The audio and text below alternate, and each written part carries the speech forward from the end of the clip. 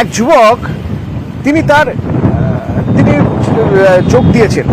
এবার কর্তৃপক্ষ সন্দেহ হচ্ছে যখন, তখন কর্তৃপক্ষ দেখছেন যে এই যে নিয়োগপত্র নিয়ে তিনি যোগ দিতে এসেছেন সেই নিয়োগপত্রটাই ভুয়ো, জালি।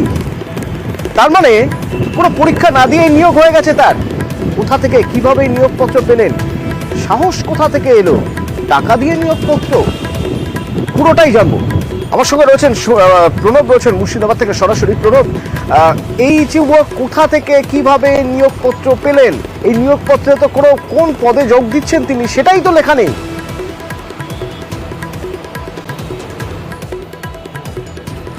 দেখুন, অভিজিৎ মন্ডল, বেলডাঙ্গাই বাড়ি। এই যুবকের হঠাৎই আজকে তোমার ভুয়ো নিয়োগপত্র নিয়ে মেডিকেল কলেজে যোগদান করতে আসে ল্যাবরেটরি অ্যাসিস্ট্যান্ট পদে এবং গ্রুপ সি পদে, এবং সে দাবি করতে থাকে তাকে অ্যাপয়েন্টমেন্ট লেটার পাঠানো হয়েছে এবং সে জয়েন করবে। তারপরে কিন্তু মেডিকেল কলেজ কর্তৃপক্ষের তোমার সন্দেহ হয়, তারা আবার প্রিন্সিপালের কাছে নিয়ে যান। তারপর প্রিন্সিপাল দেখে বুঝতে পারেন এটা ফেক, এবং তারপরে বহরমপুর যে থানা রয়েছে সেই থানাতে তিনি ফোন করেন এবং পুলিশ এসে ওই যুবককে গ্রেপ্তার করেন। যদিও ওই যুবকের দাবি তার মেলে তার পিসেমশাই, তার যে পিসেমশাই রয়েছেন বহরমপুরে থাকেন, তিনি এই নিয়োগপত্র পাঠিয়েছিলেন এবং সেই নিয়োগপত্রের ভিত্তিতেই তিনি এই যোগদান করতে এসেছিলেন ল্যাবরেটরি অ্যাসিস্ট্যান্ট পদে।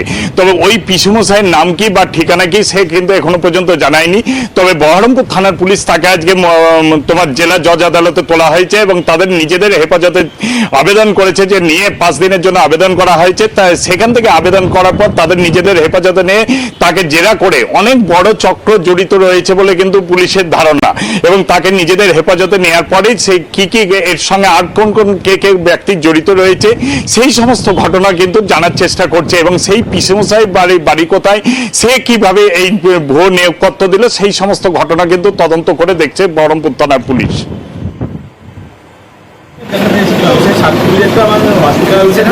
কত টাকা দিয়েছিলেন আপনি সার্টিফিকেট? আমি 1 টাকাও দিইনি। তাহলে আপনি সার্টিফিকেট পেলেন কি করে? আমার মেলে এসেছিল, আমার এক পিসে মশাই হ্যাঁ দিয়েছিল। কে পাঠিয়েছিল? আমার এক পিসে মশাই। হ্যাঁ, আমার এক পিসে মশাই।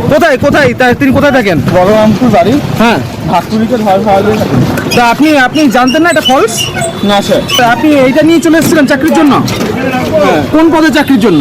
ওটা ছিল গ্রুপ সি, আমি জানতাম না, ভেরিফাই করতে এসেছিলাম।